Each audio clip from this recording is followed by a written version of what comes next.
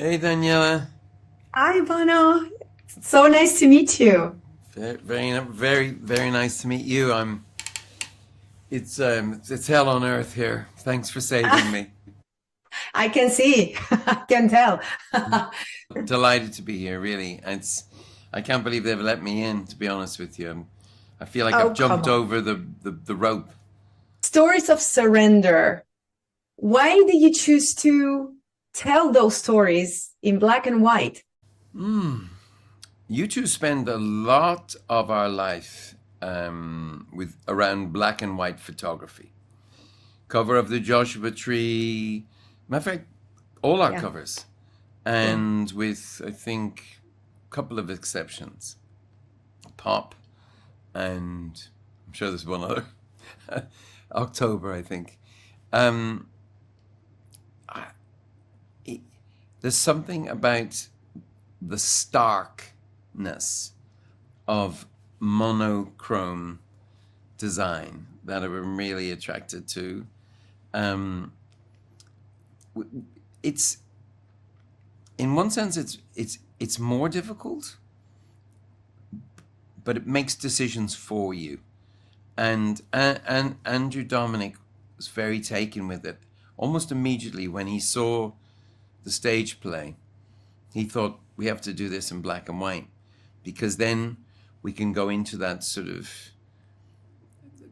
the spotlight of, say, Lenny. If you've seen the Lenny Bruce film, there was a few Mhm. films that uh, inspired him, and he knew the photography of Anton Corbijn, of course, and we had this DP, this amazing DP with Eric Messersmith, and so it looks like classic.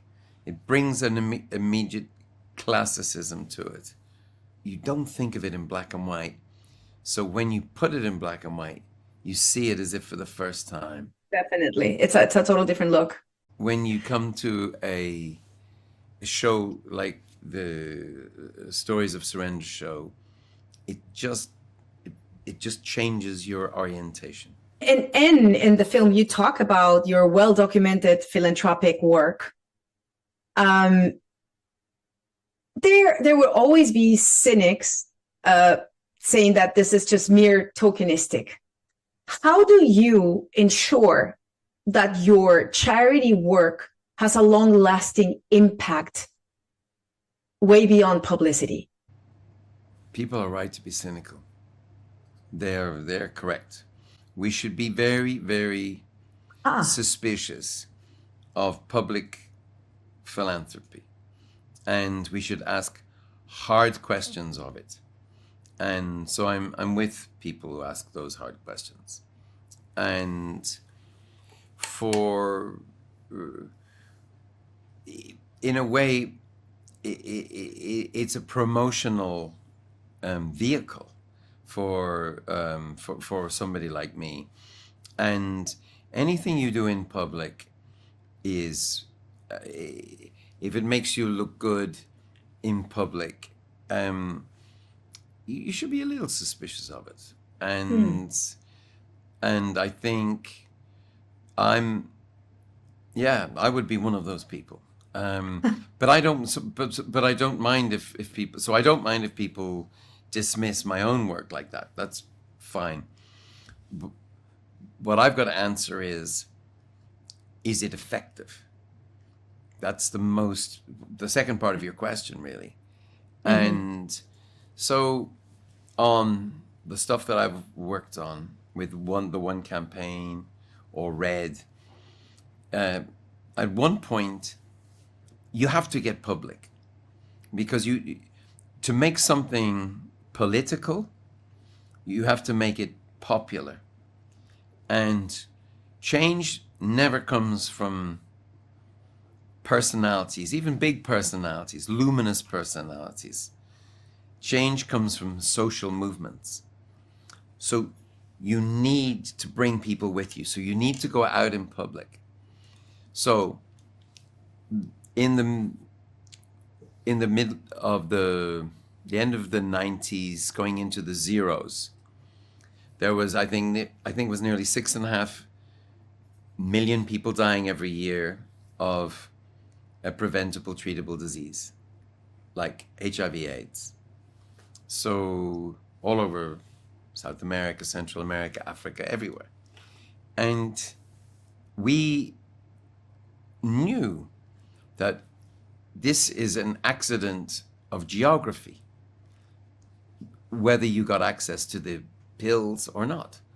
And so if you lived in a certain location, a certain address, you didn't get access to those pills, you died. If you did, if you was in Dublin or New York or whatever else, you lived. This seems an obscenity to most thinking people. So how do you change it? And by being public, by bringing the social movement to carry you, you shift the politics. And then in the end, by working with, in say the United States, we worked with the left and the right. We have something which was called PEPFAR, President's Emergency Relief for AIDS, which saves 26 million lives. So there are 26 million people who would die. This is absurd that a musician or a singer or even a president or a whomever could have this influence. But if you have any chance to use your influence, you must.